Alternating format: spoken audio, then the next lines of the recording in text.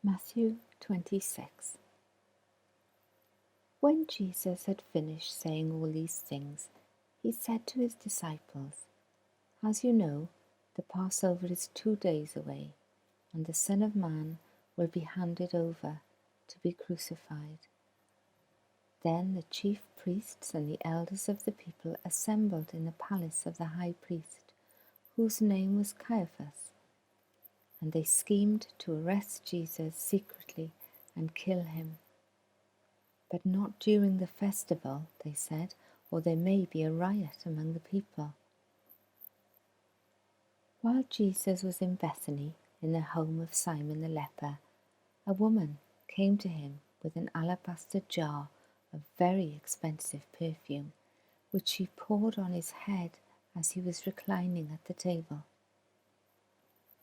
When the disciples saw this, they were indignant. "Why this waste?" they asked.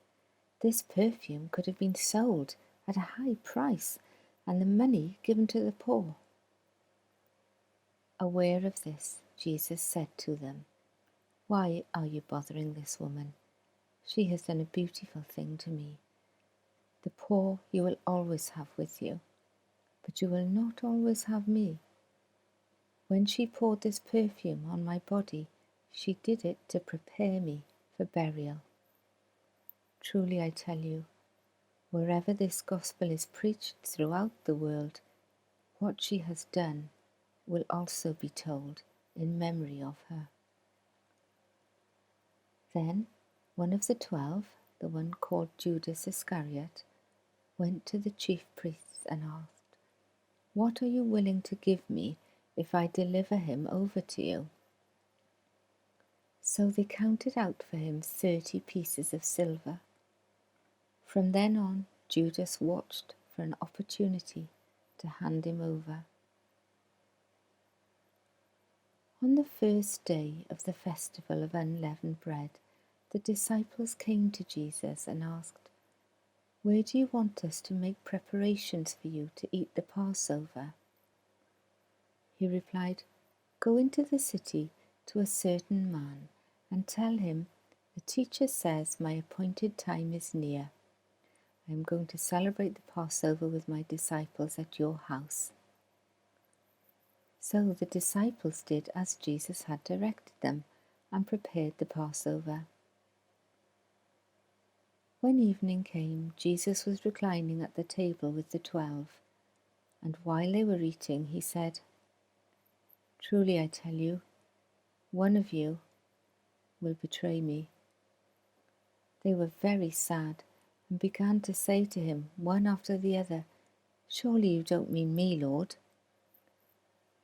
Jesus replied, "The one who has dipped his hand into the bowl with me will betray me. The Son of Man will go just as is written about him, but woe to that man who betrays the Son of Man. It would be better for him if he had not been born." Then Judas, the one who would betray him, said, "Surely you don't mean me, Rabbi?" Jesus answered, "You have said so." While they were eating, Jesus took bread, and when he had given thanks, he broke it and gave it to his disciples, saying, "Take and eat. This is my body." Then he took a cup, and when he had given thanks, he gave it to them, saying, "Drink from it, all of you. This is my blood of the covenant, which is poured out for many for the forgiveness of sins. I tell you, I will not drink from this fruit of the vine from now on until the day when I drink it new with you in my Father's kingdom." When they had sung a hymn, they went out to the Mount of Olives. Then Jesus told them, "This very night you will all fall away on account of me, for it is written, 'I will strike the shepherd, and the sheep of the flock will be scattered.' But after I have risen, I will go ahead of you into Galilee." Peter replied, "Even if all fall away on account of you, I never will." "Truly I tell you," Jesus answered, "this very night, before the rooster crows, you will disown me 3 times." But Peter declared, "Even if I have to die with you, I will never disown you." And all the other disciples said the same.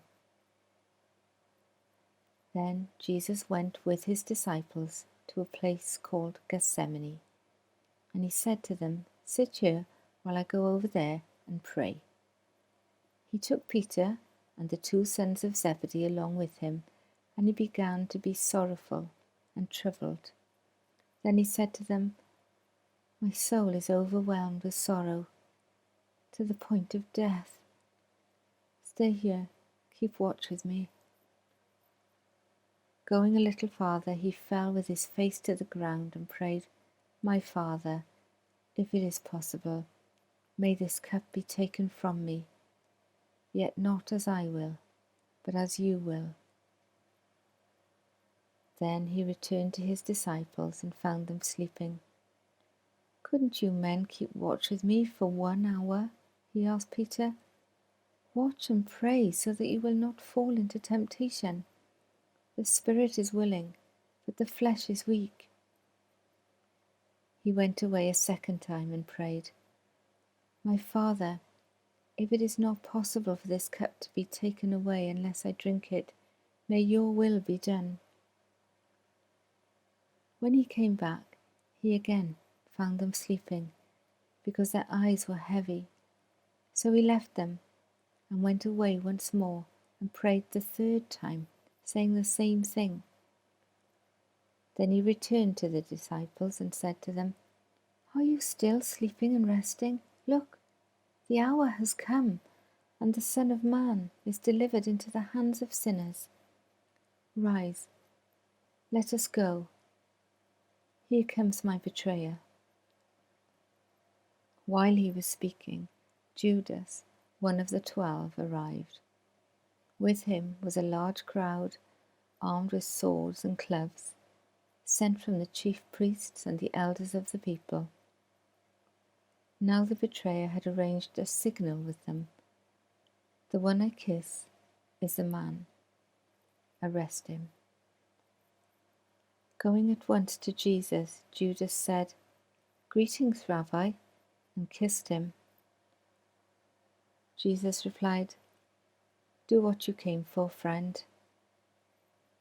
Then the men stepped forward, seized Jesus, and arrested him.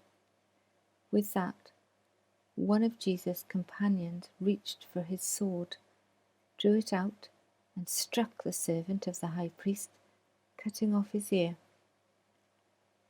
"Put your sword back in its place," Jesus said to him, "for all who draw the sword will die by the sword. Do you think I cannot call on my Father, and he will at once put at my disposal more than 12 legions of angels? But how then would the scriptures be fulfilled that say it must happen this way?" In that hour, Jesus said to the crowd, "Am I leading a rebellion that you have come out with swords and clubs to capture me? Every day I sat in the temple, teaching, and you did not arrest me. But this has all taken place that the writings of the prophets may be fulfilled." Then all the disciples deserted him and fled. Those who had arrested Jesus took him to Caiaphas, the high priest, where the teachers of the law and the elders had assembled. But Peter followed him at a distance, right up to the courtyard of the high priest. He entered and sat down with the guards to see the outcome. The chief priests and the whole Sanhedrin were looking for false evidence against Jesus, so that they could put him to death.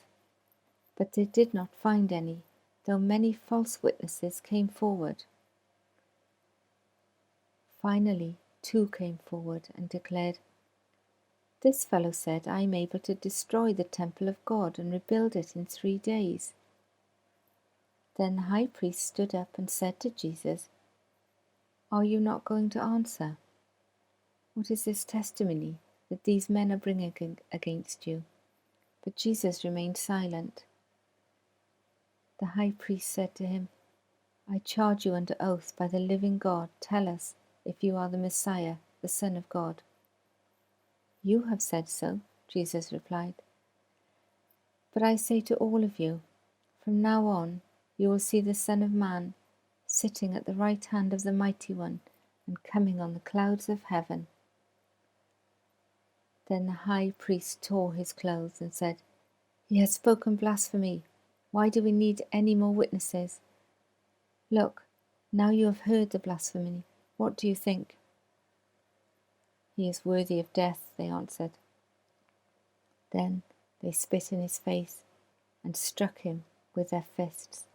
Others slapped him and said, Prophesy to us, Messiah, who hit you? Now Peter was sitting out in the courtyard, and a servant girl came to him. You also were with Jesus of Galilee, she said. But he denied it before them all. I don't know what you're talking about, he said. Then he went out to the gateway, where another servant girl saw him and said to the people there, This fellow was with Jesus of Nazareth.